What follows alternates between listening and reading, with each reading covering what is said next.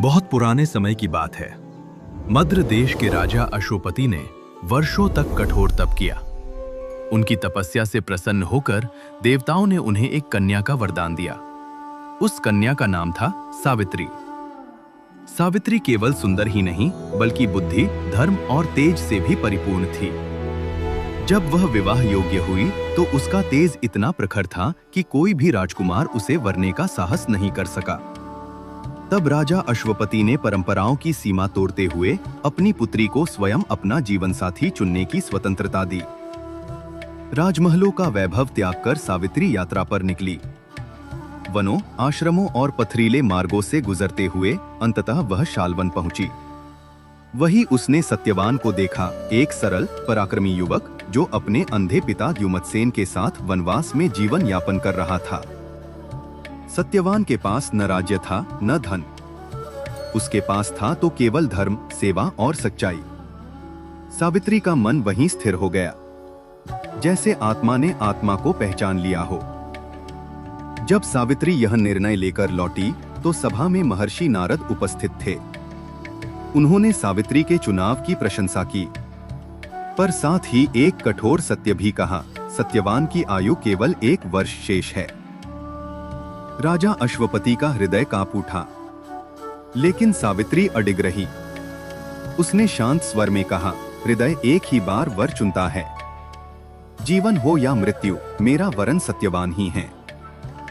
विवाह हुआ।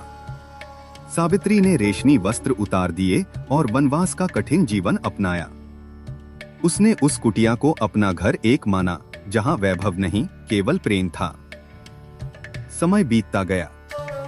सत्यवान हंसता रहा, जीवन के गीत गाता रहा, और सावित्री हर ढलते सूरज के साथ उस अंतिम दिन की आहट सुनती रही। भीतर भय था पर चेहरे पर शांति।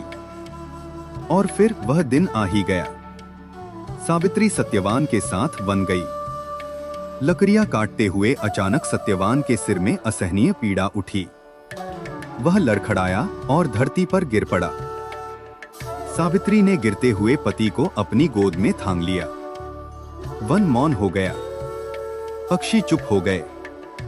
सांझ उतरने लगी और जीवन डगमगाने लगा।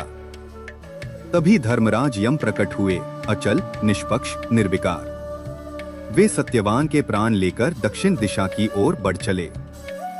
लेकिन मृत्यु के पीछे सावित्री भी चल पड़ी।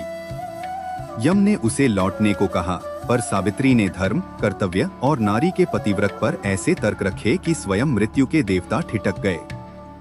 सावित्री की वाणी और विवेक से प्रसन्न होकर धर्मराज यम ने उसे 3 वरदान देने का प्रस्ताव दिया, पर उन वरदानों में सत्यवान के प्राण शामिल नहीं थे। पहला वरदान, द्युमत्सेन की दृष्टि लौट आई। दूसरा वरदान, उनका खोया हुआ राज्य वापस मिला। फिर सावित्री ने तीसरा वर मांगा, मैं अपने पति से 100 पुत्रों की माता बनूं। यम ने बिना सोचे कहा, तथास्तु। तभी सावित्री ने विनम्रता से पूछा, प्रभु, पति के बिना मैं माता कैसे बन सकती हूँ? धर्मराज मौन हो गए। वे अपने ही वचन में बंध चुके थे। एक सती के प्रेम और बुद्धि के आगे नियति को झुकना पड़ा। यमराज ने सत्यवान के प्राण लौटा दिए। वन में फिर जीवन की धड़कन लौट आई। सत्यवान जागा, जैसे किसी गहरे स्वप्न से। उधर कुटिया में द्युमत्सेन ने पुनः संसार को देखा। सावित्री केवल अपने सुहाग को ही नहीं बल्कि अपने कुल का सौभाग्य भी मृत्यु के मुख से छीन लाई थी। युग बदल जाएंगे, समय बीत जाएगा, पर यह कथा अमर रहेगी कि जब प्रेम सच्चा हो और संकल्प अडिग, तो स्वयं विधाता की लिखी रेखा भी बदली जा सकती है।